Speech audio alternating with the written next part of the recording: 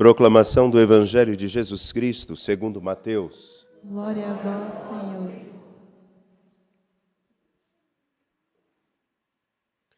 Naquele tempo, disse Jesus aos seus discípulos esta parábola. Um homem ia viajar para o estrangeiro. Chamou seus empregados e lhes entregou seus bens. A um deu 5 talentos, a outro deu 2 e ao terceiro 1. Cada qual de acordo com a sua capacidade. Em seguida viajou.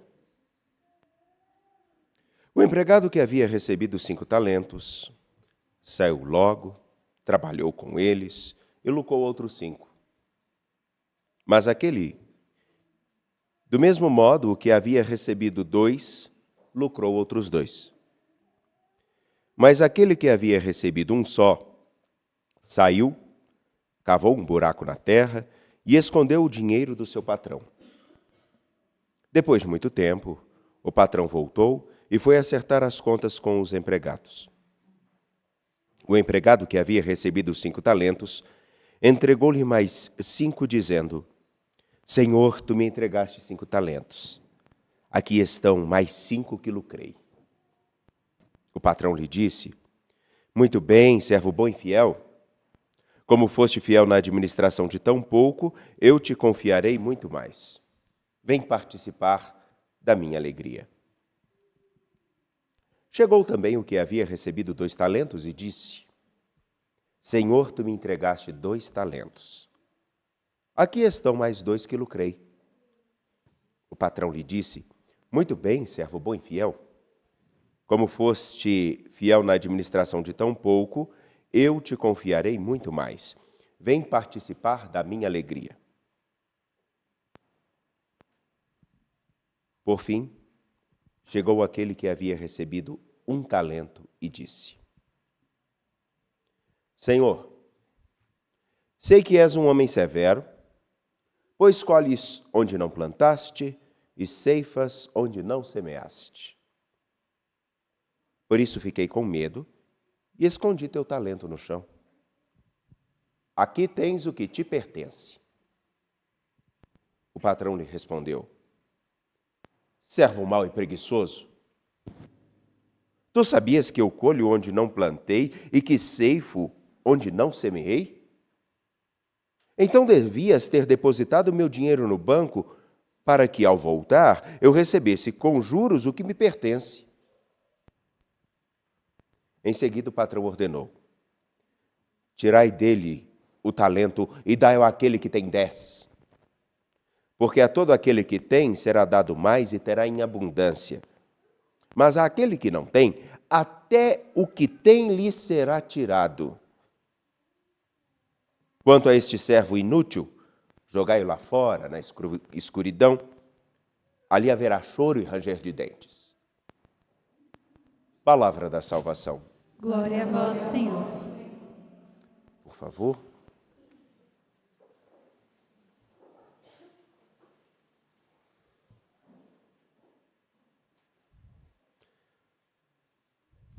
A todos que aqui estão e que nos acompanham, permitam-me pedir licença para cumprimentar o povo de Vitória e também de Vila Velha, porque há poucos dias, no Encontro Nacional de Reitores, eu estive lá e vi quão bonita é a região. Tive a oportunidade de conhecer um pedacinho do Espírito Santo e algumas peculiaridades. E, claro, conhecer a padroeira do estado, que é Nossa Senhora da Penha, o Santuário de Nossa Senhora da Penha, que é lindo.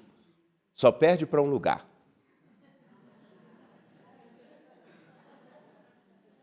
Com todo respeito, não estou... Eu falei que é muito bonito, e é. Entenderam, né? Tudo bem, não é nenhuma, de forma alguma. Caríssimos, caríssimas,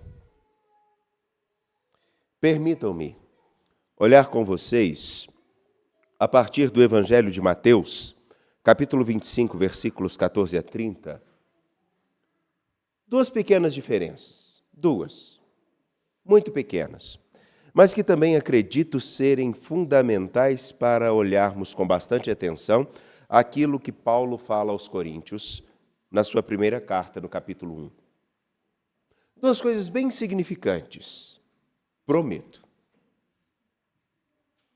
Para isso, eu gostaria de com vocês só recordar uma coisinha, que ontem, no capítulo 25, dos versículos 1 a 13, Jesus contou a parábola de 10 virgens, 5 que eram previdentes, precavidas, e outras 5 que não eram previdentes, desatentas. E acho que é fundamental nós trazermos essa imagem para que nós entendamos também a riqueza daquilo que nos é proposto na parábola dos talentos. Bem curtamente, vejam, o noivo na Sagrada Escritura é aquele que vem para assumir a mulher como seu corpo, zelar da mulher como seu corpo, cuidar dela. Daí então, não é à toa que Paulo vai dizer, o homem que maltrata a mulher, ele maltrata o seu próprio corpo. Eu até brinquei ontem, quando estava na diocese de Garanhuns, vocês já viram uma mulher montada no giraia dentro de casa? Quando ela está, parece que possuída por algum espírito, que aqueles cabelos... Uma mulher descontrolada dentro de casa é um perigo. Eu, como cresci com 3, eu é que colocava minha barba de molho.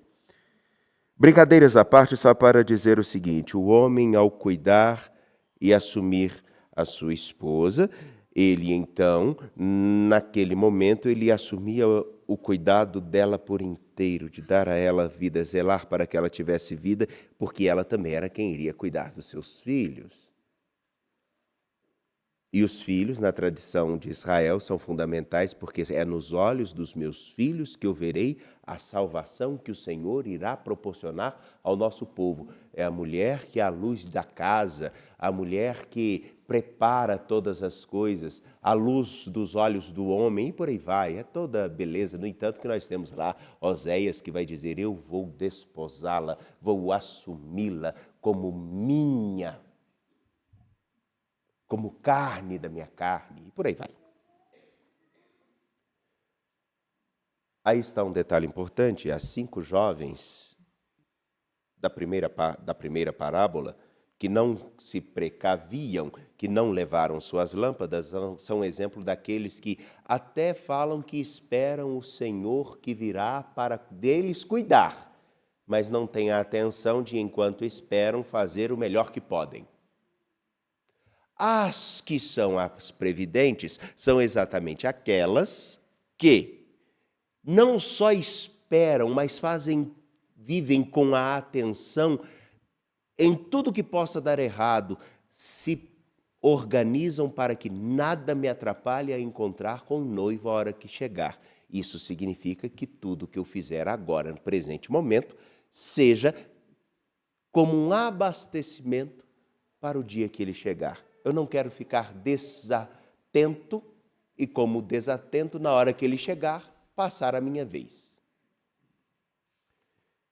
Há uma relação aqui na primeira parte da parábola esponsal, mas nessa outra parte, parece que há uma relação, no capítulo 25, do 14 a 30, Jesus falando meramente como uma situação de alguém que tem alguma coisa que coloca na mão de uma outra pessoa para cuidar e que essa outra pessoa tem que prestar contas. E é como que uma obrigação. A primeiro momento parece que é isso que a gente tem como horizonte, não é? Eu te dei 5, você tem que me dar 10. Eu te dei 2, você tem que me dar 4. É assim que fica na nossa cabeça, né? Mas não é isso. Percebam. Os 2 servos que recebem os talentos, eles se comportam não como alguém que pega algo de outra pessoa ou como alguém que contrai uma dívida. Eu tenho que pagar aquilo que eu recebi. Não. Porque quando eles se dedicam em fazer com que os seus talentos se multipliquem, talentos que eles receberam de outro, eles estão se comportando como alguém que assumiu aquilo sendo dele. Me lembro uma vez quando vi uma pessoa me dizer assim: eu encontrei uma menina que foi trabalhar na minha casa e ela cuidava de tudo como se fosse dela. Ou então, uma pessoa, esses últimos dias, poucos dias, esteve aqui falando assim: eu cuido daquelas crianças como se fossem minhas, me chamam inclusive de mãe. E a relação é cuidar, porque são meus. E o que é da gente, a gente cuida bem, né? Presume-se. Presume-se.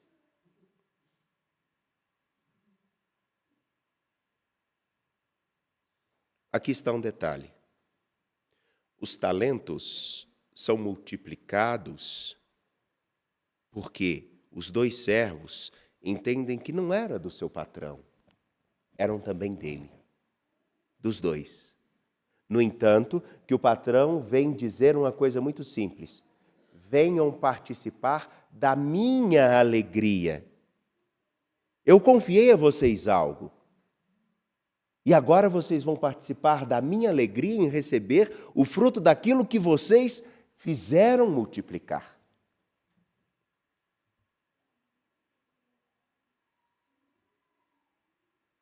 Há aqui uma relação mais do que o escravo e o senhor, ou o empregado e o patrão. Há uma relação de pessoas que assumem a mesma coisa como sendo deles.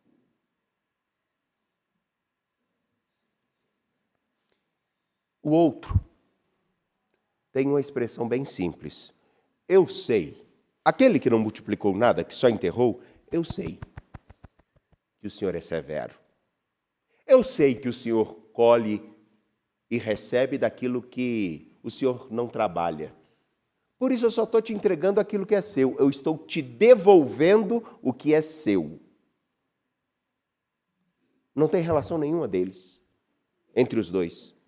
Isso aqui é seu, toma. É muito importante essa comparação para percebermos o seguinte.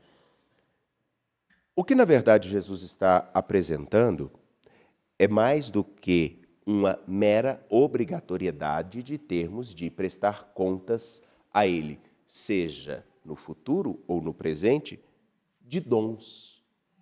E mais, o que seriam esses dons? Seriam somente as nossas aptidões, enquanto aqueles que falam bem, aqueles que sabem articular, trabalhar com inúmeros recursos, aqueles que falam. Seria somente o fato de nós podermos fazer uma boa ornamentação na igreja, sermos um bom catequista, sermos um bom padre? Será que seria só isso? Não, absolutamente não. Ele está falando de a salvação que quereis, ela começa pelo modo com que vocês assumem a vida nova que eu dou a vocês agora. A graça que vocês esperam, ela só será multiplicada a partir do momento que vocês entenderem que a graça que é concedida a vocês só cresce na medida com que vocês também se dedicam a ela.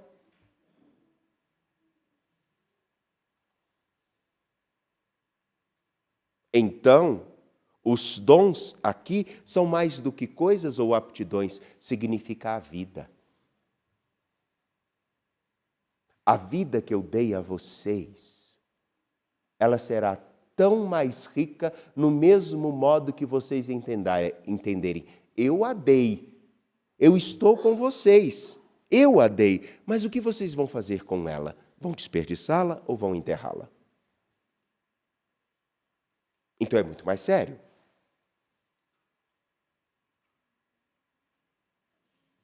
Há pessoas que se enterram. Não se enterram somente porque imediatamente nós vamos pensar assim, aquelas pessoas que não se lembram de Deus, aquelas pessoas que vivem de qualquer modo. Não precisamos ir tão longe. Pensemos exatamente naqueles que até falam de nosso Senhor, mas se esquecem que a sua missão de fazer com que ele seja conhecido está intimamente ligado no modo com que eles vivem todos os dias, dentro de casa, fora de casa, em qualquer lugar. Até no modo com o qual eles podem se enxergar muito bons ou extremamente ruins. Eu particularmente detesto, Wagner Calegari de Souza, sou padre, detesto aquelas músicas que falam assim, eu não sou nada e do pó... Não gosto. Por uma coisa muito simples, se eu não sou nada, Deus morreu pelo nada? Mas isso é uma questão que cada um, eu não gosto. Mas também não gosto daquelas coisas assim que acham que nós fazem nos sentirmos como se fôssemos a última Coca-Cola gelada no deserto do Saara a 50 graus centígrados, depois de 3 horas de caminhada. Alguém se candidata? Eu pago a passagem hoje. Bom, enfim. O que isso tem a ver com aquilo que Paulo está escrevendo aos Coríntios? Algo muito sério. Percebamos. O que Paulo está falando não é meramente uma retórica, uma palavra agradável, é algo muito sério. Irmãos, capítulo 1, versículo 26 da primeira carta aos Coríntios. Irmãos, considerais vós mesmos como fostes chamados por Deus. Cada vida chamada por Deus tem a sua riqueza e a sua pobreza. Considerai, em primeiro lugar, o modo como fostes chamados. Pois, entre vós não há muitos sábios de sabedoria humana. Isso na cultura daquele tempo era muito importante, porque o homem que trabalhasse manualmente, que exercesse determinados trabalhos e que não fosse uma pessoa que pensasse somente, ele era considerado um homem inferior. Os filósofos, os pensadores eram extremamente importantes. O que Paulo está falando? Vocês não têm muitas pessoas entre vocês que são muito cultas, não. Não comecem a achar que vocês são estudantes. Não. Vejam com honestidade. Entre vocês existem pessoas comuns. E também, não existem muitos poderosos entre vocês, não existem muitos ricos, não. Porque a comunidade de Corinto, no fundo, lá a comunidade de Corinto que se achava portadora de tantos dons, era formada de pessoas simples, humildes e talvez até pobres. É por isso que ele vai falar, Deus escolheu aquilo que para muitos é rejeitável como agradável aos seus olhos. Por quê? Aí me permitam fazer a comparação. A vida de cada um de nós pode ser 1, 2, 3, 4, 5, 6, 10 talentos. A vida de cada um de nós pode render 1, 2, 3, 4, 5, 10, 20 talentos a mais. Só depende de uma coisa. Se nós percebermos que o modo com que nós vivemos é nada mais, nada menos que cuidar daquilo que nós recebemos de graça e por confiança e que nós nunca fomos merecedores. Mas só por um gesto de amor. Só por uma confiança. Agora, nenhum de nós gosta de ter a confiança quebrada, correto? Ninguém coloca alguém para trabalhar em sua casa e cuidar de suas coisas para tratá-las de qualquer modo, correto? Nenhum de nós coloca ou confia o seu petzinho ou o seu filho para ser maltratado por outra pessoa, correto? Por que nós não cuidamos da única coisa que realmente nós temos? E que nos foi resguardada por Jesus Cristo, a vida. Por que nós não o escutamos com atenção e vivemos a sua palavra, a sua vida? Nós recebemos da igreja, dele, através da igreja, uma vida nova. Por que nós não a observamos com tanta coerência e damos ouvidos a todo tipo de gente, com todo tipo de ideia por aí? Às vezes alguns até mais eloquentes.